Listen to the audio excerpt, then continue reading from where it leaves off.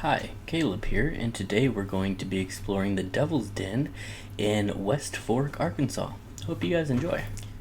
Okay, so I left this part in because I was gonna, do the drive up like I have been doing in the past couple of videos, and I thought it was funny.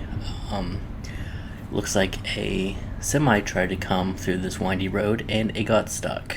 And I don't know how a tow truck ended up getting to it, but I ended up having to turn around and taking like a 30-minute detour just to get back to the other side of the park. Luckily, this park has two entrances, so, just something to look out for.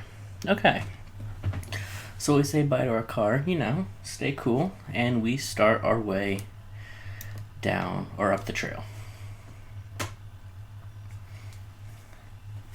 Now, the state park was established in the 1930s by the Civilian Conservation Corps, and it stands as one of the most intact Civilian Conservation Corps sites in the whole United States.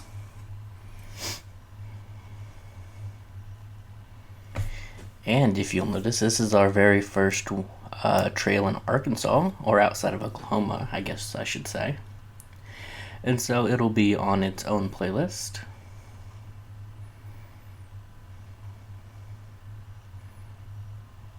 I think it would be even prettier in the fall. It is early September, so the leaves are still mostly green. There are some that are starting to change. And you will notice this is a little bit longer of a video. It was actually over 30 minutes, and I have actually cut it down to about half that. So,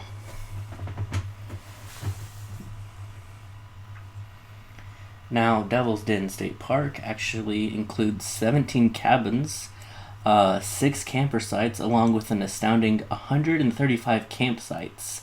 And I will link the website down if you want to make reservations. It has actually 18 hike-in campsites, which I'm looking into doing myself. Basically, you hike into the campsite with a tent and your supplies, and, stay the night, and then you hike out the next day.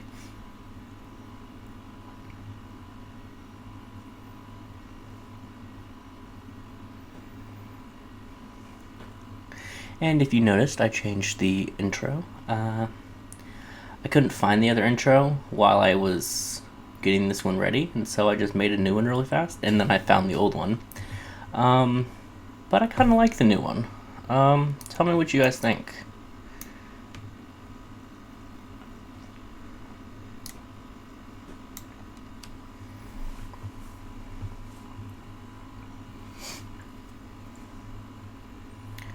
Now, I have actually never been here, and so I was walking through this trail a little bit blind.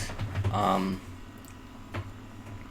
actually found it by using the Trails app, which you can find on any device. It's just, you look up Trails app, and it has green with a little mountain, and you can basically look up trails in your area. It doesn't have all of them, but it has some. And you can follow other users and, share trails and whatnot.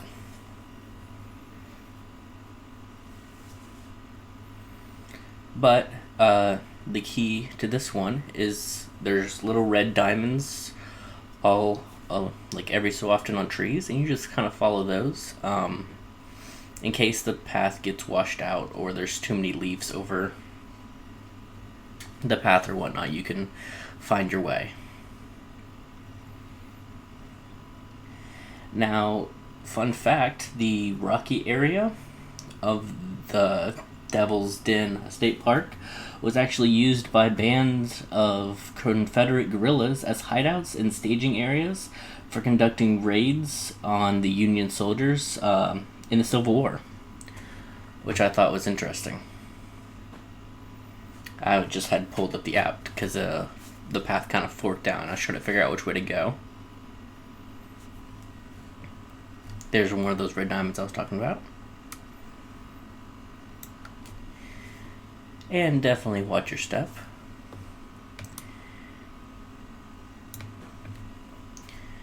because there are, well, we'll see in a little bit, but there are quite a few caves in the area.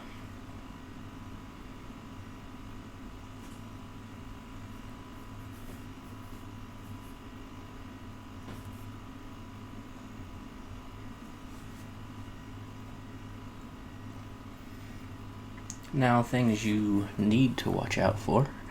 Very similar to all of the Oklahoma trails we've gone on. Ticks, snakes, spiders, bears, bobcats, mountain lions. Now, the bears, bobcats, and mountain lions you are a lot less likely you'll see, but in the case that you do see them, they're going to be a lot more dangerous than the snakes and spiders and ticks.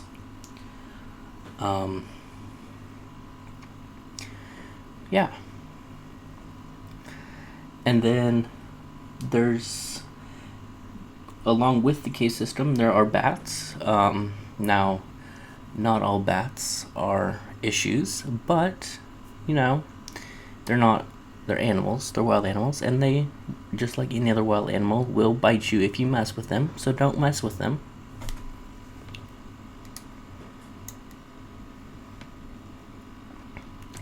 And we're coming up on one of the cave entrances that's actually blocked off. It's hard to see in the video, but it looks like they welded in a fence gate. They actually closed off all of the cave systems in April 2010 to help slow the spread of white nose syndrome to the local bats, which white nose syndrome, or WNS, is a disease in North American bats which has dramatically decreased the bat population, killing millions as of 2018. Which, if you don't know, is not a good thing for any animal to die off in the millions. Because most bats eat insects, which then help control the insect population. Some of their main sources of food are mosquitoes, which, if you are from somewhere that has mosquitoes, you will definitely be hoping you have bats around, because mosquitoes are not fun.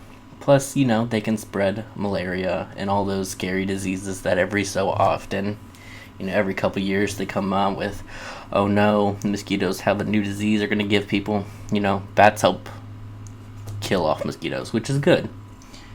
And then there's fruit bats down in South America that have actually helped replant whole rainforest because of all of the seeds and fruits that they eat. And then they fly, I think it's over like 200 miles, or they can fly up to 200 miles a night, and then they poop, and then the seeds, will spread all over. So just like birds, which they also spread, bats, are just similar.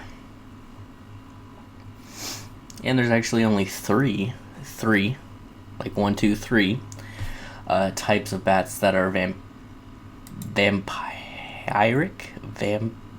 vampire bats, and they do not eat or drink human blood. They drink animal, normally cow or sheep blood. So even you don't have to worry about that either. But again, they are still wild animals, and they can still bite, and they will bite you if you mess with them, so just don't mess with them. Now, here's something I told you to watch out for. See how there's like railroad ties blocking off this huge just crack straight down in the ground, which I ended up walking by because I wanted to see it from a different angle. Now, I'm a little bit scared of heights when it comes to like underground stuff, and so I wasn't getting too close to that one, but we'll come over the hill and you can actually see it from a different angle that's not so drastic. Wow, what a beautiful view right here.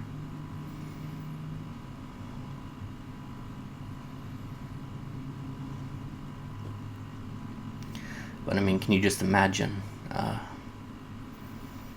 the Confederate soldiers hiding out in these cracks in the ground and, camping out.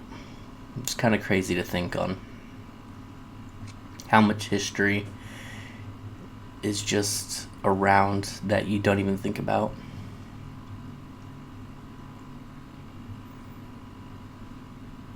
Or, I didn't even know about that history when I went here. I actually learned about it when I was researching for the video to do this voiceover. See, this is one of the caverns, and a little bit farther that you can't really see, it actually went down where you couldn't even see the bottom, and down there, couldn't see the bottom in the video or in person.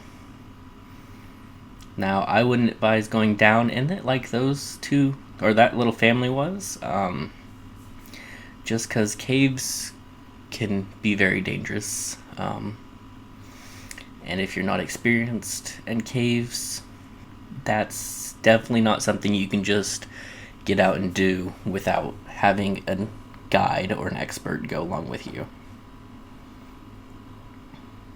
I definitely wouldn't do it without a guide. And I go out in the woods all the time by myself, so I guess just take that however you will.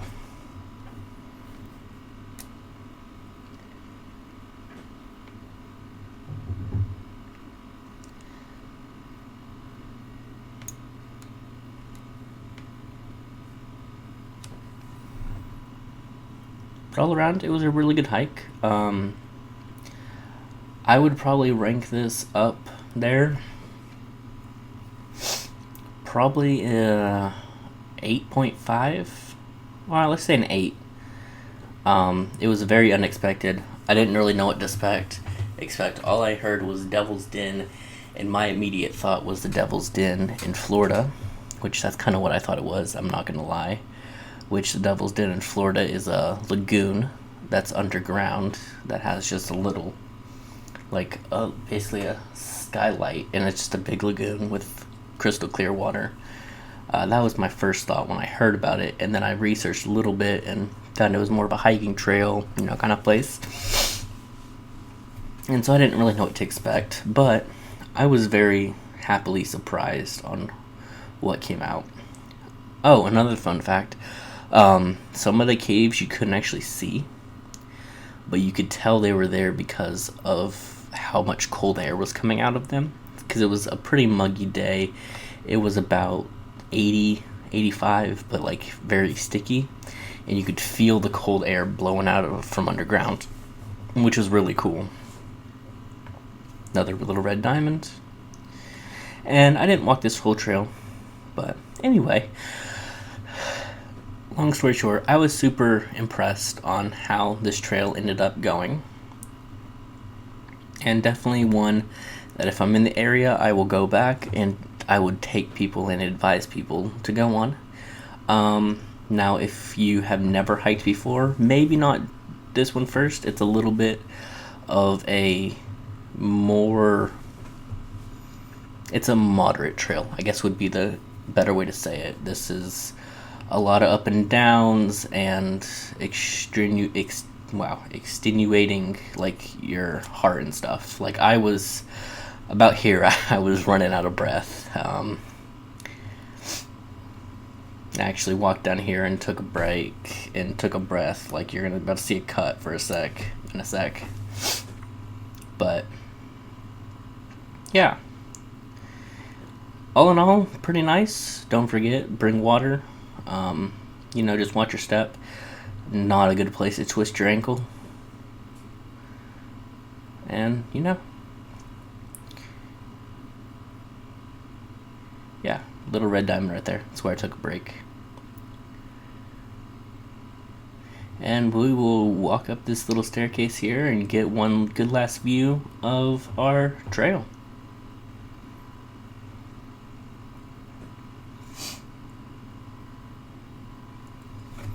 And we have one more trail that I recorded at the Devil's Den National Park. It is the Lake Trail, which is not actually a lake, it's actually a creek or river or whatever, but they call it the Lake Trail. for summer season.